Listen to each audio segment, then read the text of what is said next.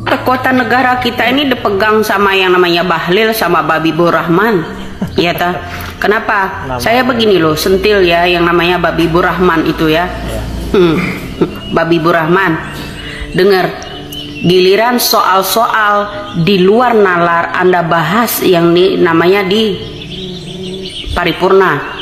Ya, kenapa sih masalah korupsi ini Anda nggak pernah itu angkat? Iya. Ya, sekarang ya coba deh mulutnya itu ya buka di komisi sana, buka terang-terangan. Kenapa Rieke Diah Pitaloka ya mengajak anggota DPR itu menolak PPN 12%. Iya. Dilaporkan karena dibilang provokator. Ya kan? Kenapa Anda nggak angkat soal itu? Ya. Dengan catatan karena Rieke Diah Pitaloka itu melanggar etik. Apakah wakil presiden kita bukan melanggar kode etik? Melanggar etik, undang-undang etik. Melanggar kan? Kok yang namanya Rieke Diah Pitaloka kan di situ pasalnya tepat tentang undang-undang tahun berapa mengenai kenaikan itu paling besar 10%, kemudian paling terkecil 5%. Lah, ini kan menganjurkan ya menolak yang namanya permintaan yang namanya Rieke Diah Pitaloka itu untuk kenaikan PPN terlalu besar sampai mencapai 12%. Atau jangan-jangan kita mau moneter lagi kayak zamannya SBY ya, sekalinya naik BBM itu 300% gitu aja sekalian, dikit itu mah. Saya pengen lihat tuh orang-orang itu guling-guling itu semua itu nanti bila perlu nanti gedung DPR itu ngebul nanti. Terlalu sedikit kalau kata saya, kalau 12% ya tanggung-tanggung amat, mendingan aja langsung kayak SBY ya kan. Kalau yang namanya dulu BBM itu dari 6.000 naikkan sampai 10.000 gitu. Itu masih sedikit, ya kan? Loncatin lagi sampai ke langit, sampai oleng lah Indonesia ini. Yang herannya Babibur Rahman ini nggak angkat masalah-masalah yang namanya PPN itu. Ya, kemudian coba angkat masalah korupsi kayak ya, seakan-akan negara kita ini digenggam sama Babibur Rahman sama yang namanya ini Babibur Rahman. Halo Pak, Anda itu nggak mewakili untuk rakyat. Anda duduk di sana itu atas pilihan rakyat untuk menyampaikan keluhan rakyat, mewakili Dewan Perwakilan Rakyat. Kalau kayak begitu mah Dewan Perwakilan Presiden, Anda itu DPP namanya, bukan DPR. Ya, Anda tuh dewan para mafia. Itu lebih pantasnya. Sekarang ini siapa yang menentang itu di iniin? Dengerin ya, Pak. Ya, bocil denger. Orang itu ya kalau memang benar-benar membela yang namanya rakyat, ya apa keluhan rakyat disampaikan. Ya, atau misalnya kenaikan itu apa nggak terlalu besar Pak, kasih saran dong presidennya. Ini malah siapa yang menentang itu ya dipolisikan, dilaporkan. Ya nggak lucu lah, jangankan rakyat biasa ya kan dilaporkan.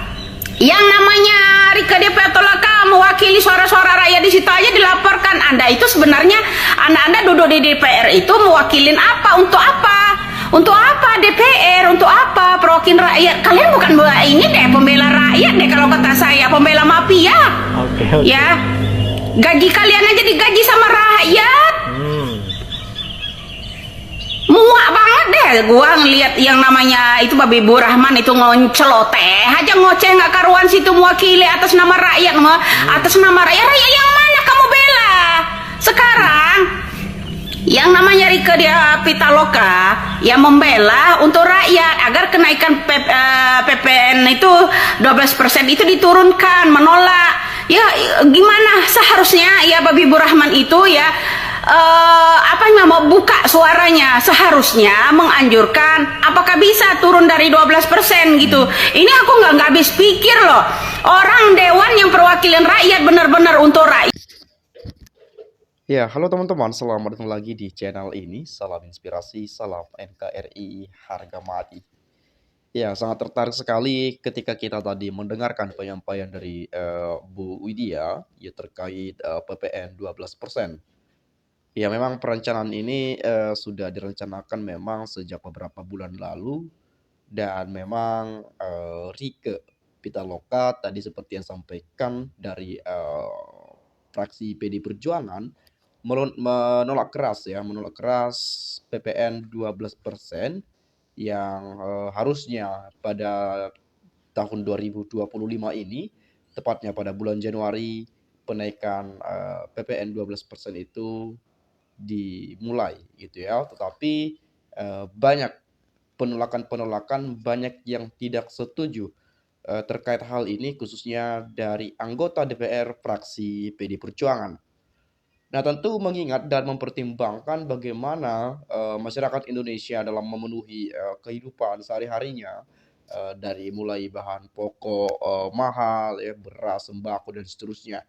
Dan itu juga menjadi suatu pengaruh yang eh, bisa menyulitkan masyarakat ke depannya, bagaimana mereka dalam menjalani hidupnya dan seterusnya. Nah, kenapa harus PPN 12%? Ya mungkin saja karena kalau kita melihat banyak hutang negara kita dan mungkin banyak anggaran-anggaran serta keperluan-keperluan yang lainnya sehingga pajaklah yang dinaik-naikkan.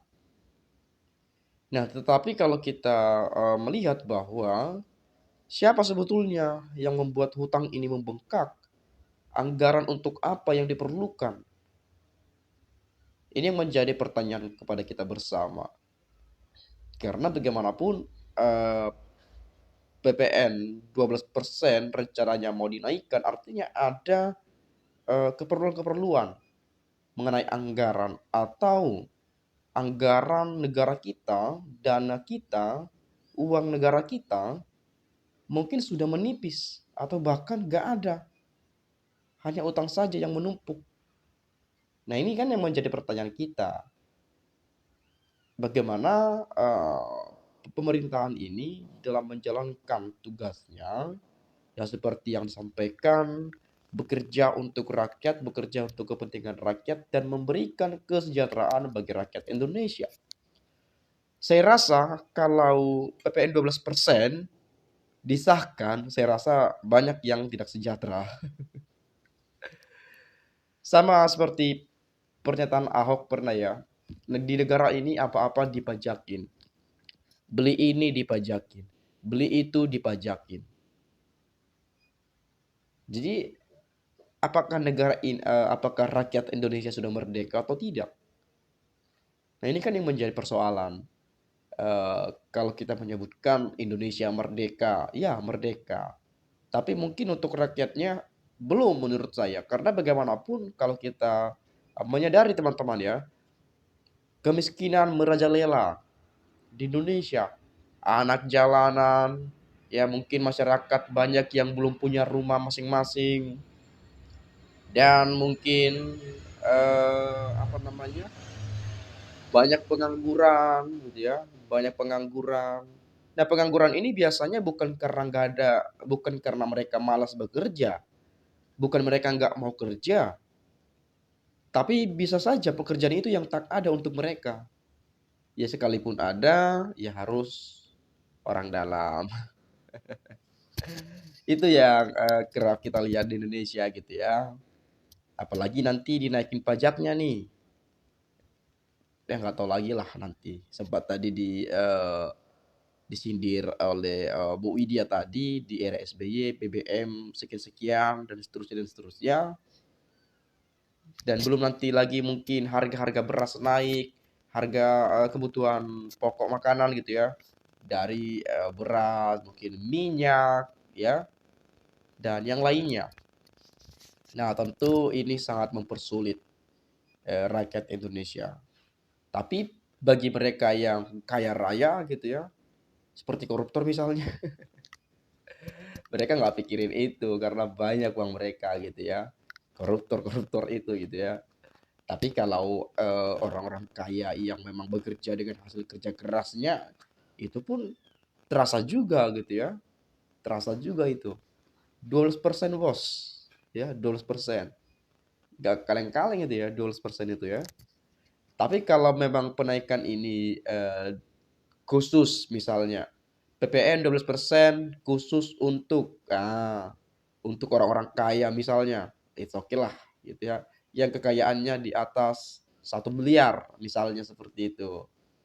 Ya itu nggak apa-apa bagi masyarakat biasa, tapi bagi mereka juga itu pasti ada apa-apa juga. Jadi serba serba apa namanya? Serba salah gitu ya, serba salah. Ya nanti tergantung bagaimana nanti Presiden Prabowo apakah memang benar-benar ingin melakukan itu atau apa, dan kita akan lihat ke depannya seperti apa. Nah, kalau saya melihat ya penyampaian dari teman-teman kita di sini, teman-teman, DPR kebanyakan pembela koruptor sama mafia, bukan pembela rakyat yang miskin. Di mana rasa keadilan buat rakyat? Nah, ini yang sebetulnya tadi sempat saya sampaikan. Jadi keadilan sosial ini sila kelima gitu ya. Keadilan sosial bagi seluruh rakyat Indonesia. Saya rasa keadilan ini belum diterapkan ya, jangankan 100%. Kurang lebih 80% pun masih belum ada gitu ya. Saya rasanya seperti itu. Karena kalau kita melihat ya, kalau memang ada keadilan sosial itu, ada keadilan bagi seluruh rakyat Indonesia, ya nggak mungkin tuh banyak anak-anak terlantar misalnya, nggak mungkin tuh ada anak-anak jalanan tuh, ya nggak mungkin. Harus adil gitu ya, harus adil seadil-adilnya. Tapi yang kita lihat ya memang keadilan itu seperti apa, apalagi masalah hukum misalnya. Nah, hukum ini kadang-kadang disalahgunakan gitu ya, atau juga seperti yang kerap kita dengar gitu ya, dimanfaatkan untuk kepentingan-kepentingan tertentu. Itu banyak sekali ya. Apalagi dalam persoalan-persoalan baru-baru ini misalnya ada korupsi 300 triliun rupiah ya, di penjara hanya 6,5 tahun. Jadi banyak rakyat menilai kok hukum pada orang yang beruang kayak setipis tisu gitu ya. Kok ringan banget. Apa mungkin seperti yang banyak kita dengarkan? Alasannya karena sopan pada sidang pengadilan, mungkin pakai peci, mungkin pakai apa, kain sarung atau apa gitu ya. Jadi apa sebetulnya yang terjadi? Apakah, apakah ini nih pertanyaan nih. Tapi oke lah, saya nggak terlalu jauh ya. Tapi itulah yang kita lihat. Masa hukum hanya ringan sekali gitu ya. Ringan banget itu. Banyak yang menyebutkan juga seperti itu ya. Oke, kemudian terima kasih atas komentarnya seperti yang pernah diucapkan mantan Bapak Presiden Gus Dur. Bubarkan aja itu DPR, bukan mewakili rakyat. Ya, kadang-kadang DPR ini mewakili penguasa gitu ya. Itu yang kita lihat juga beberapa, mungkin dari segi penilaian kita ya seperti itu kita sebutkan. Karena sebetulnya DPR ini kan Dewan Perwakilan Rakyat, bagaimana mereka mewakili rakyat itu sendiri. Bukan malah berpihak pada penguasa gitu ya. Seperti beberapa bulan lalu hampir saja mengangkangi keputusan yang telah dikeluarkan oleh Mahkamah Konstitusi pada undang-undang pilkada tersebut gitu ya. Syarat-syarat tersebut. Hampir saja itu. Kalau nggak ada demo besar-besaran mungkin hal itu udah terjadi tuh. Itu karena siapa, untuk siapa, dan pada siapa? Ya pasti pada mereka-mereka yang berkuasa. Ya, ada keuntungan-keuntungan tertentu yang mungkin seperti misalnya keputusan MA memberikan peluang besar pada Kaisang untuk maju pilkada, sedangkan putusan Mahkamah Konstitusi merugikan Kaisang dan tidak bisa mencalonkan di pilkada. Itu sudah jelas terlihat gitu ya, sudah jelas terlihat. Jadi hampir berpihak pada putusan MA. Sedangkan putusan MK adalah keputusan yang final dan mengikat, tetapi yang kita lihat hampir saja ya, hampir saja nyaris. Makanya sampai ada tuh logo Garuda biru, tanda-tanda darurat telah tiba. Ya, kurang lebih seperti itu ya. Oke, kemudian dikit-dikit dilaporkan rakyat sudah paham siapa yang pro rakyat dan siapa yang penjilat-penjilat kekuasaan. Jadi di sini banyak ya penyampaian dari teman-teman kita. Ini saya bacakan yang terakhir kepada kita sebagai penutup. Sangat luar biasa ya.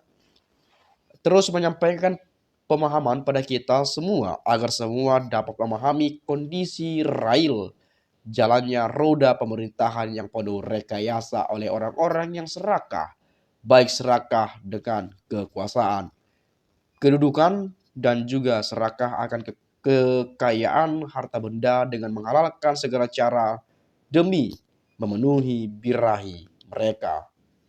Ya itu saja mungkin teman-teman yang dapat saya sampaikan. Sebetulnya masih banyak yang perlu kita diskusikan pada channel ini, tetapi mungkin akan kita lanjut pada pembahasan video selanjutnya. Dan saya minta maaf agak sedikit keras dalam menyampaikan hal ini, tetapi saya yakin teman-teman juga pasti memiliki penilaian pengamatan terkait hal-hal dan situasi yang terjadi saat-saat ini.